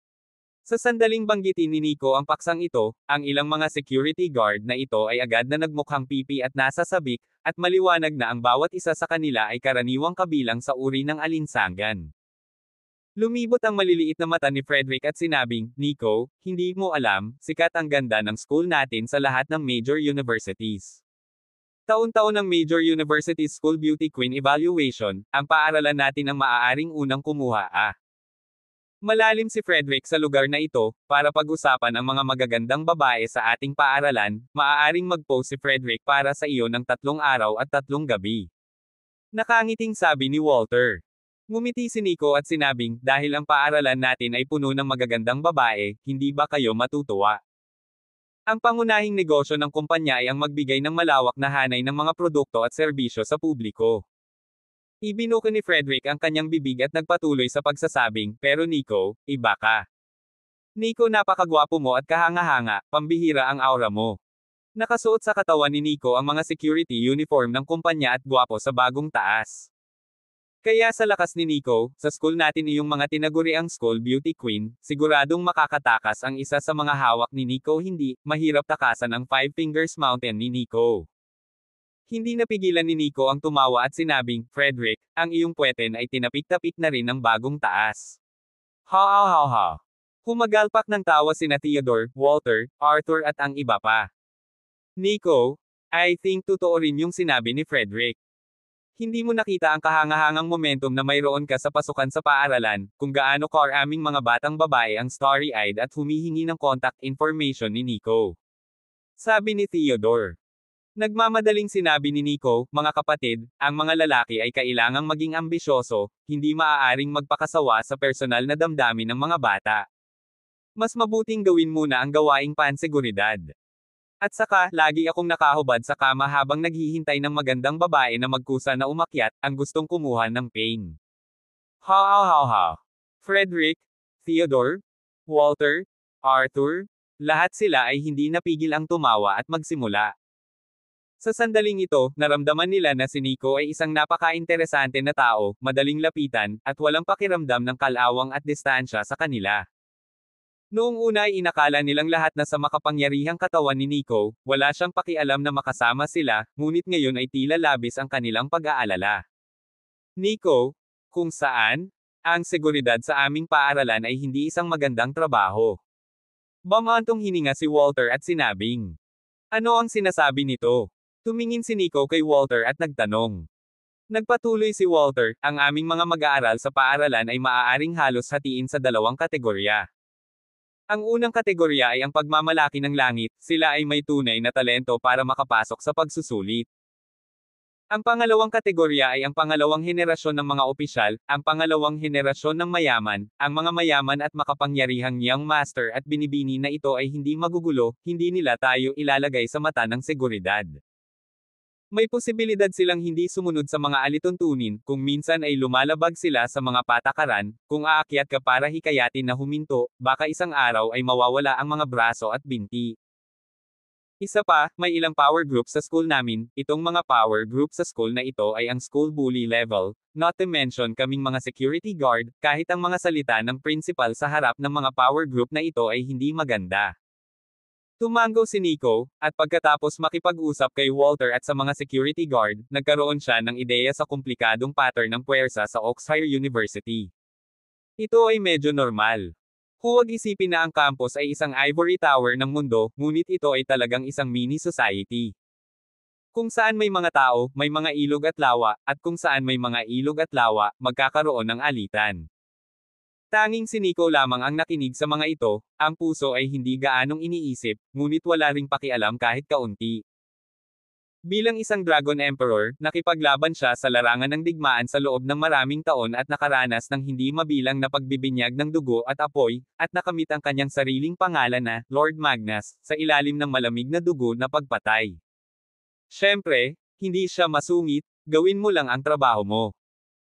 Pero kung hindi alam ng mga tinatawag na school bully level forces kung ano ang gagawin para pukawin ang initiative to provoke up, wala rin siyang pakialam na ipaalam sa kabilang panig, anong klaseng kamay bakal ang totoong school bully level. Sa kalagitnaan ng usapan, biglang may kumatok sa pinto ng security room. Agad namang lumapit si Frederick para buksan ang pinto, nakita talaga ang isang estudyanteng nakatayo sa labas, bagbog ang mukha at namamaga, may mga nursing anti-inflammatory traces lang sa itaas. Ikaw ba? Natigilan ang mukha ni Frederick nang makilala niya na ito rin ang batang lalaki mula sa insidente sa harap ng paaralan si Mac. Tumango si Mac habang sinasabi, "Salamat sa pagtulong mo sa akin ngayon." "Salamat sa wala. Kung gusto mong magpasalamat, salamat kay Nico. Siya yung tumulong sa'yo," sabi ni Frederick. Lumingon din si Nico at nakita si Mac, at hindi niya maiwasang magtanong, "Mac, anong ginagawa mo dito? Kamusta ang sugat mo?" Namula ang mukha ni Mac sa excitement nang makita si Nico, at agad siyang lumapit at sinabing, "Sabi ng doktor, superficial injury lang daw ako at wala naman akong nasugatan na buto, kaya walang seryoso. Maraming salamat talaga ngayon. Bakit hindi ka umupo, para may itanong ako sa'yo?" sabi ni Nico. Tumango si Mac at umupo sa gilid. Napaisip si Nico at nagtanong, "Bakit ka hinabol hanggang ngayon? At itanim ang sisi sa iyo? Kanina mo pa sila ginulo?" Alam na ni Mac ang pangalan ni Nico sa oras na ito, at magsalita tungkol dito, ang kanyang matigas na mukha ay puno ng galit habang sinabi niya, "Ang mga taong iyon ay ang mga hoodlums ng lugar. Nagsisimula na ang paaralan sa mga araw na ito at pinigilan nila ako upang kikilin ang aking matrikula. Last year, kinulit na nila ako. Hindi ko nabayaran ang tuition ko noong nakaraang taon, kaya umasa ako sa isang taon ng pagsusumikap para makabawi. Nang sinubukan nilang mangikil muli sa taong ito, tumanggi ako, at sinaktan nila ako. Kinuha ko ang isang pagkakataon upang makatakas at tumakbo pabalik sa paaralan. Nangingikil sila ng tuition." Kumunat ang noo ni Nico. Tumango si Mac at sinabing, "Tama. Kung tutuusin, hindi lang ako ang nabablackmail, medyo madaming estudyante sa school namin ang bina-blackmail nila. Lalo na sa oras na ito ng taon kapag nagsisimula ang paaralan, dahil ang pamilya ay magbabayad ng tuition sa pamamagitan ng credit card. Sinasamantala nila ang pagkakataong ito para puwersahang mangikil. Binibuli nila ang mga estudyanteng tulad ko na walang kapangyarihan at walang impluwensya. Ang ilang mga estudyante ay sumasali sa ilang makapangyarihang grupo, pagkatapos ay hindi sila pumunta para sa pangingikil." Namumula ang mukha ni Nico sa dilim, at ang lamig ay bumaha sa kanyang mga mata. Para sa maraming pamilyang hindi mayaman, ang pagsuporta sa isang bata sa paaralan ay isang malaking gastos, at ang ilang mga pamilya ay hindi makakuha ng pera upang magbayad ng matrikula at kailangang humiram sa mga kamag-anak at kaibigan. Kung ang pera na ito ay kinukuha ng ilang mga walang prinsipyong elemento, ito ay magiging isang matinding dagok sa estudyante at sa kanyang pamilya, at masisira pa ang kinabukasan ng estudyante. Ang pera sa tuition ng mga estudyante ay parang life-saving money, nakakababa pa talaga ang grupong ito, si How Heartless. Wala bang mag-aalaga sa mga ganito? Wala ka bang balak tumawag ng pulis? Nakakunot ang noo ni Nico habang nakatingin kay Frederick at sa iba pa at nagtanong, "Alam mo ba ang mga ganitong bagay na nangingikil sa tuition ng mga estudyante?" Nang sabihin ang pahayag na ito, ipinakita ni na Frederick, Theodore at ilang iba pang mga security guard ang kanilang mga mukha sa kahihiyan at lahat ay yumuko sa kanilang mga ulo sa katahimikan. Pahina 18 kay abangan. Tiningnan ni Nico ang mga mukha ni Frederick at ng iba pang mga security guard at agad na nagkaroon ng hula sa kanyang isipan nang sabihin niya, "Frederick, Theodore, alam mo ang mga bagay na ito, hindi ba?" Bahagyang napabuntong hininga si Frederick habang itinaas ang kanyang ulo at sinabing, "Nico, alam talaga namin ang usapin ng mga walang prinsipyong elemento na nangingikil sa tuition ng mga estudyante sa labas ng paaralan. Dati, nakatanggap kami ng ilang feedback mula sa mga mag-aaral. Para sa sitwasyong ito, nag-report kami sa pulisya, at dumating din ang pulisya upang mag-imbestiga. Gayunpaman, nang dumating ang mga pulis, wala sa mga biktimang estudyante ang nang-ahas na lumapit para tumstigo. Hindi matiyak ng mga estudyanteng hindi tumstigo kung sino ang nang-blackmail sa kanila. Sa huli, hindi maaayos ang usapin. Ang mga estudyanteng iyon na na-blackmail ay halatang pinagbantaan at binalaan ng mga makasal-anang iyon, kaya't lahat sila ay hindi nang ahas na lumapit upang tumstigo at piniling pigilan ang kanilang mga dila. Sabi pa ni Theodore. Sinabi rin ni Walter, tulad ng sinabi ni Mac, pinupuntirya ng mga kriminal na iyon ang mga estudyanteng walang kapangyarihan at walang impluwensya. Karamihan sa mga estudyanteng ito ay mahirap at walang backers, so how dare they fight against the outside elements? Kailangan lang nila itong ihiga para mapanatili ang kanilang kapayapaan. Nag-greeted si Arthur, baka sa mga mata niya ang galit. Sabi niya, Nico, kalahating taon na ang nakalipas may security guard, Stone ang tawag namin sa kanya.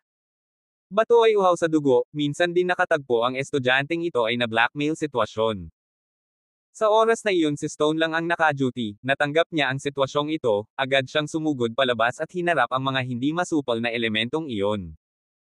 Ngunit hindi nagtagal, isang gabi, nabali ang dalawang paa ni Stone at dinala sa ospital para sa medikal na paggamot, ngunit ang mga binti ay nag-iwan din ng mga epekto, na nakapyang. Nang maglaon ay pinaalis din siya ng security company.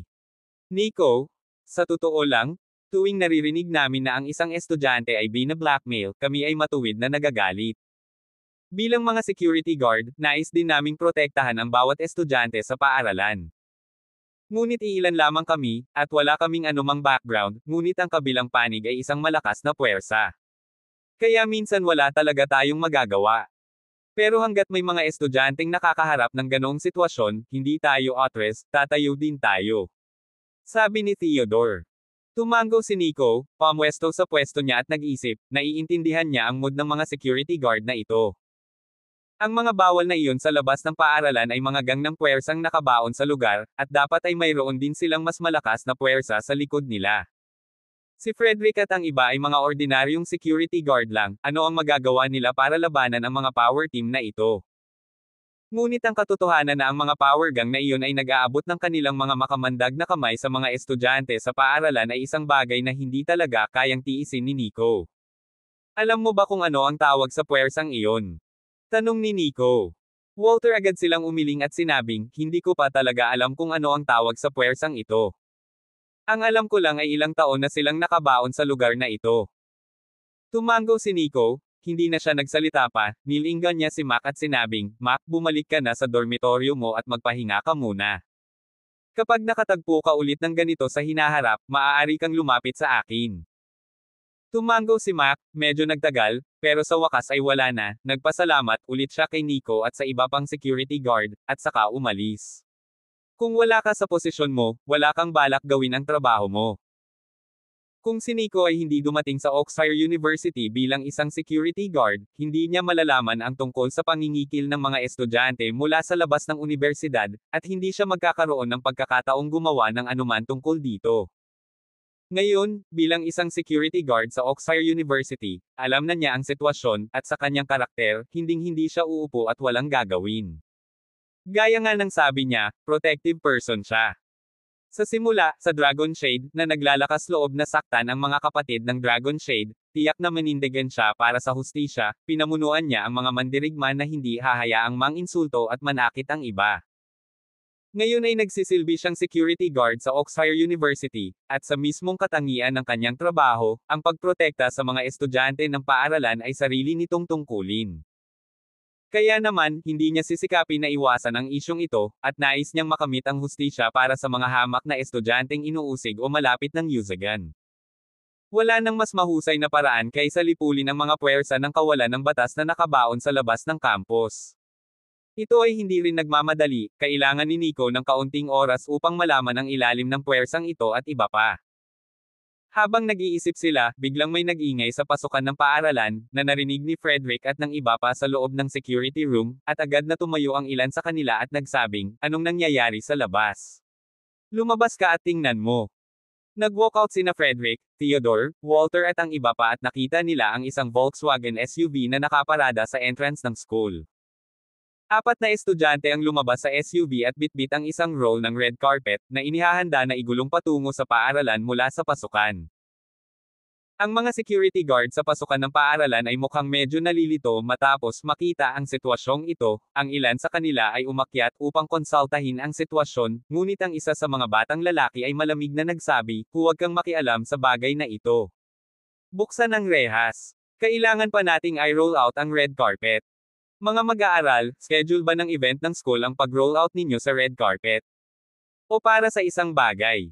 Ito ay dapat mong sabihin ng malinaw para maging mas mahusay. Patuloy na tanong ng isang security guard. Anong hinahanap mo, negosyo ni Mr. Kelly? Kung nakikialam ka, naniniwala ka bang kailangan mong umalis bukas ng Oxford University?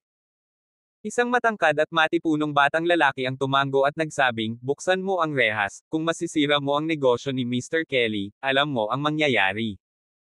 Nagkataon na lumabas sina Frederick, Theodore at iba pang mga security guard at narinig nila ang mayabang at malakas na tono ng bata, at nang marinig nila ang mga salitang, Mr. Kelly, hindi maiwasang magbago ang mukha nila at nagkatinginan. Inilatag na ang red carpet sa pasukan ng paaralan, at maraming mga bagong estudyante at mga magulang ang pumapasok at lumalabas dahil araw na ng check-in. Sa puntong ito, wala ba kayong mata? Umalis ka na dito.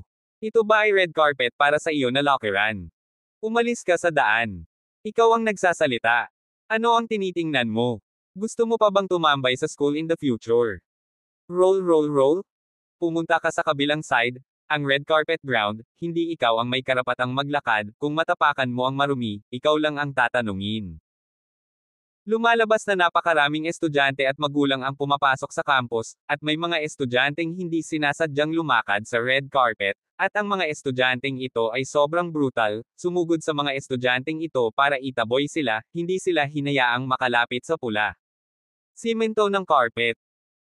Ito ay napaka-dominante at hindi makatwiran, may gilid na pintuan sa pasukan ng paaralan, ngunit ang araw ng pagdating ngayon, ang daloy ng mga tao ay napakalaki, ang mga mag-aaral na ito ay magiging katumbas ng pangunahing daan patungo sa campus upang sakupin, huwag payagan ang iba ay makapasa, maaari mong isipin kung ano ang magiging sanhi ng isang mahinang paglalakad. Kumunot ang noo ni Frederick, hindi siya nakaiwas ng tingin at agad na umakyat at sinabing, itong estudyante, ngayon ang bagong student check-in day. May mali ba sa'yo? Naapektuhan mo na ang normal na paglalakad ng trapiko, at katumbas ka ng pag-okupo sa pangunahing kalsada sa harap ng paaralan, na hindi angkop. Improper. Tinatanong mo ba si Mr. Kelly? Pinaikit ng isang batang lalaki ang kanyang mga mata at sinabi sa malamig na boses. Kahit na si Mr. Kelly, kailangan pa ring sumunod sa mga patakaran ng paaralan. Labag sa mga tuntunin para sa iyo na maglatag ng pulang carpet na ito nang walang dahilan at makakaapekto sa kaayusan ng trapiko sa loob at labas ng paaralan. Mangyaring alisin ang pulang carpet at makipagtulungan sa paaralan. Lumapit din si Theodore at sinabing, mukhang kinain ng dalawang security guard na ito ang puso ng isang oso at ang lakas ng loob ng isang leopardo, hindi natatakot sa kamatayan, tama ba? Ngumisi ang matangkad na lalaki at naglakad.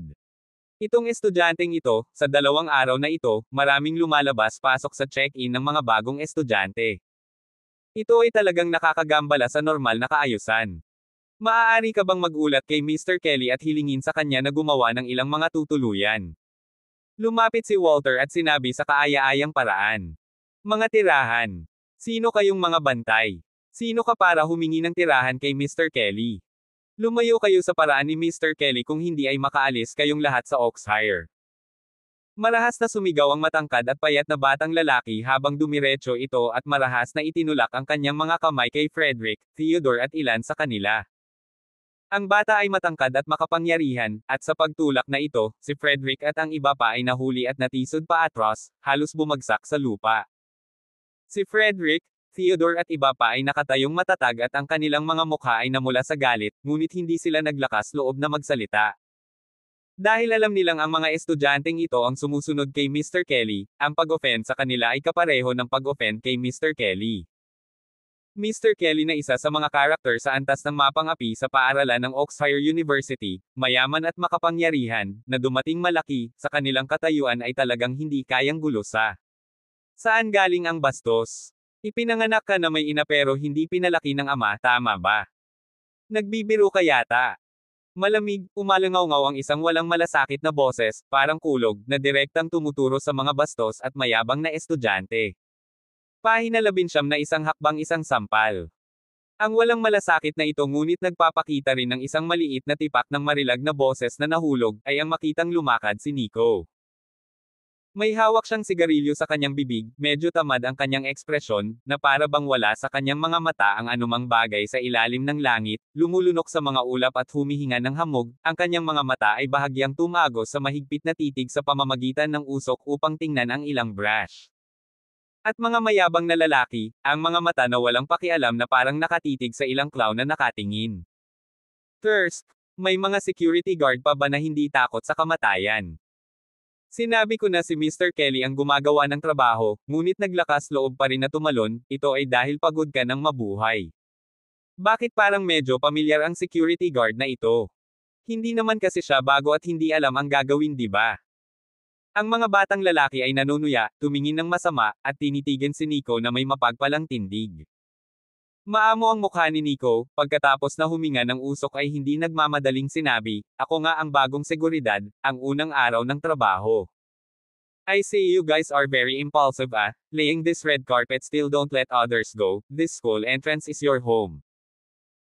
Habang nagsasalita siya, napansin ni Nico na ang mga estudyanteng papasok at lalabas, kasama na ang mga bagong estudyante at ang kanilang mga magulang, ay nakakalakad lamang sa gilid ng pinto, sobrang siksikan, sa ilalim ng pananakot ng pagpapatalsik ng mga lalaki. Ang ilang mga magulang, nang makita ang eksenang ito, ay napatayo na sa galit at itinuro ang mga lalaki. Masasabing ang walang konsensya ng mga aksyon ng mga lalaki ay nagpawalang saysay sa Oxford University at nagdulot ng napakasamang kahihinatnan na nagpabago sa magandang impresyon ng ilang mga bagong estudyante at magulang sa prestihiyosong universidad na ito. Siyempre, hindi naman pinagkakaabalahan ni Nico ang isyu ng image ng school, at tamad siyang pakialaman.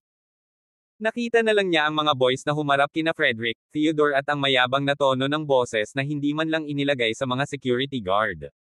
Anong nangyari sa mga security guard? Hindi tao ang mga security guard. Dapat walang dignidad ang mga security guard. Mga security guard ang tatapakan. Haha, Mr. Hill, narinig mo ba iyon? Bagong security guard talaga tong lalaking to, no wonder napaka-ignorant niya.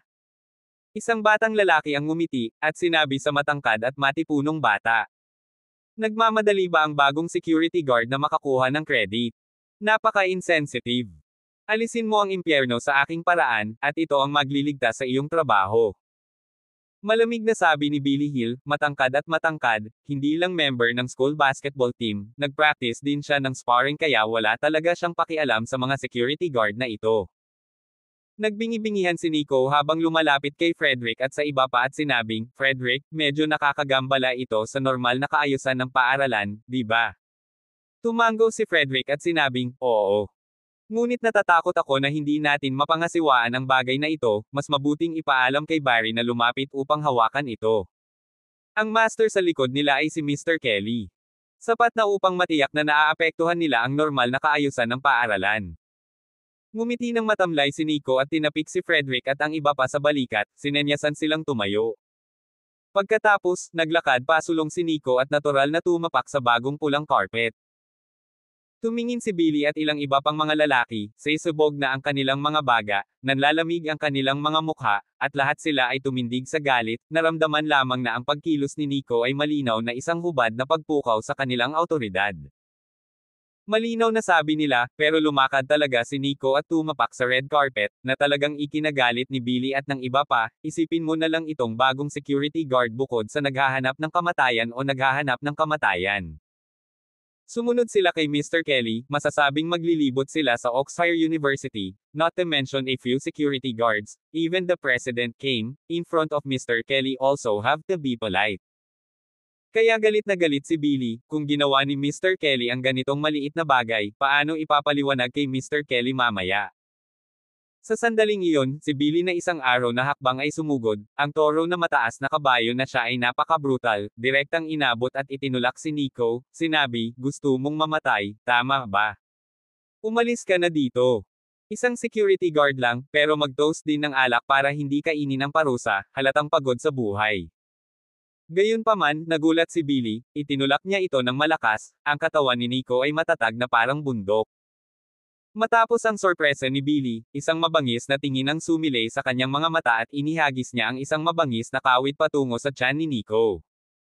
Sa pagkakataong iyon ay yumuko patalikod ang katawan ni Nico na para bang nasobrahan sa suntok ni Billy, at ang buong katawan ay nakayuko at napayuko sa isang hipon. Sa katunayan, alam na alam ni Billy sa kanyang puso, hindi man lang dumampi sa katawan ni Nico ang kanyang suntok, nang dumaan lamang ang kanyang kamao, isang kamay ang palihim na humawak sa kanyang palso, talagang mahirap pigilan ang kanyang suntok momentum. Ang lalaking ito ay magaling magpanggap. Ang puso ni Billy ay inis at pataas, alam na si Nico sa sandaling ito ay malinaw na nagpapanggap sa iba upang makita ang postere na ito. Nakikita ng lahat, ang estudyanteng ito ay hindi makatwiran, ngunit tinamaan din ang mga tao, masyadong kulang sa edukasyon. Biglang tumunog ang boses ni Nico na may bahid ng panlalamig. Naghahanap ka ng kamatayan. Ngumuso at nagalit si Billy, nakakuyom ang kaliwang kamao at akmang sasampalin si Nico. Gayunpaman. Snap! Isang malakas at kaya hindi pangkaraniwang malakas na sampal ang tumunog. Ito ay upang makita ang kamay ni Nico pataas at pababa, isang sampal sa ibabaw ng mukha ni Billy. Ang sampal na ito ay halos sampal kay Billy na direktang nawala ng malay. Sa puwersang iyon, ang kanyang mga paa ay paatras, ang buong ulo ay naging blanko, sa isang estado ng kumpletong pagkalito. Snap! Bago pa makabalik sa katinoan si Billy, muli siyang sinampal ni Nico gamit ang kanyang backhand. Umalangaw-ngaw ang malakas na tunog ng sampal, na tila napakasakit, ngunit nagbigay ito sa mga tao ng walang katulad na kasiyahan. Umatras si Billy ng hakbang-hakbang, wala na siyang lakas na lumaban, namamaga ang mukha at umaagos ang dugo sa gilid ng bibig niya. Humakbang pasulong si Nico, bawat hakbang, sampal ng sampal, ang tigas na iyon ay walang makakapantay. Matapos tanggalin ang 5 o 6 na sunod-sunod na sampal, inabot ni Nico at hinawakan ang lalamunan ni Billy, binuhat siya at inihagis patungo sa windshield ng Volkswagen SUV na nakaparada sa kanyang harapan. Bang! Isang malakas na tunog, tumama ang katawan ni Billy sa windshield, ang malakas na impact, ang windshield ay basag-basag, si Billy ay dumalsdas pababa sa windshield mula sa ulo ng sasakyan at nahulog sa lupa, nahimatay. Hindi lang iyon, ginalaw-galaw ni Nico ang kanyang katawan at sumugod sa iba pang mga boys na nagsisigawan. Ang mga lalaki ay natakot na sa kamatayan. Nakasanayan na nila ang pag-alalay ni Mr. Kelly, at lahat sila ay naglalakad sa paligid ng paaralan, nagsasalita ng isang bagay at walang sino man ang nangangahas na magsabi ng isa pa. Now look at Billy was actually beached by Nico as a dead dog lying on the ground, they have already heart and guts cracked. Napakalupit na tao, hindi pa nila nakita. Sumugod si Nico at hindi nag-aksaya ng oras, sinipa isa-isa, pinalipad lahat sa lupa ang iba pang mga lalaki. Sa pagtatapos, ipinalakpak ni Nico ang kanyang mga kamay at masiglang sinabi. Hindi ko alam kung sino ang nagpalabas ng mga aso, pero masyado silang hindi mapakali. Ngayon, sa wakas, mas malinis na. Pahina 20 ikumpara kung sino ang mas cross. Direktang nasilaw sina Frederick, Lee, Walter, Arthur at ilan sa kanilang mga security guard. Alam nila na si Nico ay isang walang awa na tao, ngunit ito ay masyadong matigas upang maging totoo, tama. Alam mong iba ito sa gang ng mga miscreant ni Mr. Rockwell, si Billy at iba pa ay mga estudyante ng Oxford University, kung saan may suporta si Mr. Kelly. Ngunit Nico ay hindi alintana, ang labanan kapag ang labanan, hindi malabo, 3 beses ang mayabang kay abangan ng mga mag-aaral na ito sa hindi makatwirang pinalo ng matinding. Ang taktika na ito ay talagang napakabigat. Frederick hindi sila nang ahas na tanungin iyan sa kanilang sarili. Pag-atake sa isang estudyante. Tama man o mali, siguradong ipapatalsak ang paaralan. Maraming tao sa paligid, at nakilala ng ilan sa kanila si Nico, at hindi nila maiwasang sabihin. Hindi ba ito ang pinakagwapong security guard ng school natin? Anong nangyayari? Wow! Magiging magaling na naman ang security brother, at hindi ko alam kung ano ang nangyayari, pero nakatayo akong security brother. Gusto ko ring walang utak na manindigan kapatid. I know those students. One of them is called Billy, the varsity. Kasama ang isang malaking tao at si Mr. Kelly sa likod niya, nag-aamok siya sa paaralan, binubuli ang sinumang ayaw sa kanya.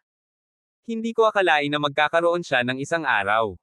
Oo, hindi talaga magaling ang mga lalaking ito. Nakakatuwang panoorin silang binugbog. Ang mga lalaking ito ang palaging namamahala sa paaralan, at hindi ko alam kung gaano karaming mga estudyante ang nabuli nila. Ngayon sa wakas ay sinipa na nila ang bakal na plato, talagang palakpakan ang mga tao. Tiger talaga itong security guard, sinasamba ko siya. Nag-uusap ang ilan sa mga estudyanteng nakatingin at nagtatakang nakatingin kay Nico. Ang tahasang pagkakakilanlan ni Nico ay isang security guard lamang, ngunit walang takot kay Mr. Kelly at sa kanyang mga alipors, ay talagang nakakagulat sa mga estudyanteng ito. Malakas na sinabi ni Nico sa puntong ito, mga estudyante, wala na, nagkahiwa-hiwalay na ang grupo. Upang sabihin ang hindi bababasa, ang mga taong ito ay may mabuting hangarin, ngunit sa maling paraan. Ngayon ang araw ng pag-check-in, espesyal silang bumili ng pulang carpet hanggang sa pag-check-in, upang bigyan ang lahat ng mga bagong mag-aaral na may mga magulang ng pakiramdam ng tahanan, ngunit may ilang mga problema sa pagpapahayag. Ngayong naresolba na ang mga bagay-bagay, welcome to walk the red carpet, to say the least, it feels good. Ang mga salita ni Nico ay nagdulot ng labis na masigasig na tugon ng mga nakapaligid na estudyante, na sunod-sunod na nagsimulang maglakad sa red carpet. Frederick, Theodore, may ilan pang bundle ng red carpet dito na hindi pa na-roll out. Igulong ninyo itong mga pulang carpet hanggang sa press box sa harap na plaza. Sabi ni Nico. Nakangiting tumugon si Frederick at ilang iba pang mga security guard. Si Billy at ang kanyang mga estudyante, kung nakita nila ang eksenang ito, ay magagalit. Malinaw na na-misinterpret ni Nico ang kanilang kahulugan, nag-ambag sila sa red carpet, hindi para sa ibang mga mag-aaral, ngunit may mga kaayusan si Mr. Kelly para salubungin ang isang makalangit na batang babae.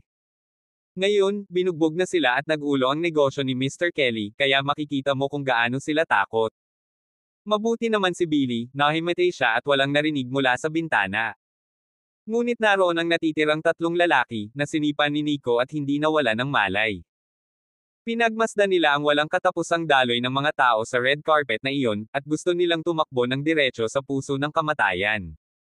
Ano ang maaari nating gawin ngayon? Ano pa bang magagawa mo? Napakatigre ng bagong security guard na yan, anong magagawa mo? Bilisan mo at kontakin mo si Mr. Kelly.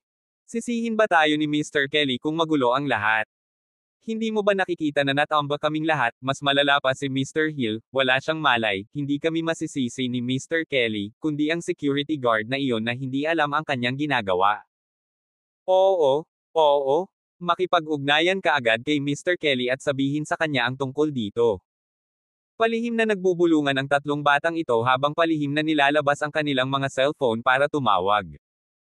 Para sa sitwasyong ito Nico ay natural na kamalayan ng, ngunit hindi siya tumigil, ngunit din tamad sa pag-aalaga, alam niya na ang mga guys ay dapat na sa kanilang mga masters upang ipaalam ang mensahe.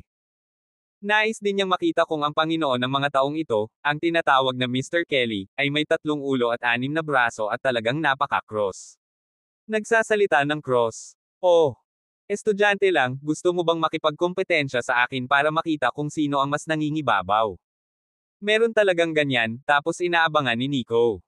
Isang kapansin-pansing Lamborghini ang mabilis na bumababa sa maluwag na avenue patungo sa Oxford University. Sinundan ng isang Land Rover SUV, itong Land Rover ay halatang may kasamang proteksyon, na sumusunod sa likuran. Sa loob ng Lamborghini, nakaupo ang isang batang lalaki, ang mga kilay ng espada, mabituan ang mga mata, ang mukha ay parang korona, gwapo at gwapo, ang kanilang mga sarili ay nagpapalabas ng marangal na aura, ang isang dampi ng pagmamataas sa pagitan ng mga kilay ay tumingin ng masama aura. Siya ay walang iba kundi si George Kelly, master ng pamilyang Kelly, isa sa 4 na pinaka-prestihiyosong pamilya sa Oxford. Si George ay nakikipag-usap sa telepono sa pamamagitan ng Bluetooth ng kotse nang sabihin niya, Abraham, sigurado ka bang wala sa bahay si Claire Hardy? On the way to report to school. Young master, binabantayan ko ang pinto ng Pepper Residence, hindi ko nakita si Miss Chin sa labas ng pinto. Tinanong ko ang isang tao na tanungin ang katulong ng pamilya ng Pepper tungkol dito at nalaman kong lumabas si Miss Chin, sa ibang pinto, at nagre-report sa paaralan. Mag-isa daw itong pumunta. Nang malaman ko ang balitang ito, ipinaalam ko kaagad sa guro. Okay, naiintindihan ko. Nagmamadali ako ngayon papunta sa school, sana maabyutin ko si Claire. Ibinuka ni George ang kanyang bibig, ibinaba niya ang telepono at malakas na inapakan ang pedal ng gas, na nagpaputok sa Lamborghini na ito na may nakakapigil sa pusong umuungal na tunog ng makina. Hindi nagtagal ay muling tumunog ang telepono ni George, at nang tingnan niya ang caller ID, sinagot niya ito at sinabing, Hello, August. Naayos mo na ba ang lahat para sa paaralan? Mr. Kelly, may malaking problema. Isang malungkot na boses ng isang batang lalaki ang dumating sa telepono. Kumunat ang noo ni George, tapos nanlamig ang mukha niya at sinabing, anong nangyari? Sabihin mo sa akin ng malinaw. Kung ginulo mo ang inayos ko, hihilingin ko sa iyo. Mr. Kelly, it's none of our business, na-knockout si Mr. Hill. Na-knockout din kaming lahat.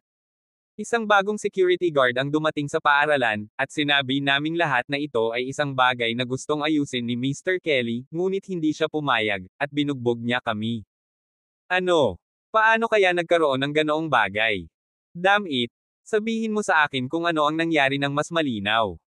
Si George ay bumangon sa galit, at ang gwapong mukha na iyon ay binaha ng isang layer ng nakakatakot na lamig na walang kapantay. Sa tawag sa telepono, ikinwento ng bata ang pangyayari, at sa wakas ay umiyak na hihintayin niya ang pagdating ni Mr. Kelly upang bigyang hustisya. Matapos marinig ni George ang nangyari, namula ang mukha niya sa galit at sinabing, security guard lang. Mabuti, napakahusay. Papunta na ako sa school ngayon.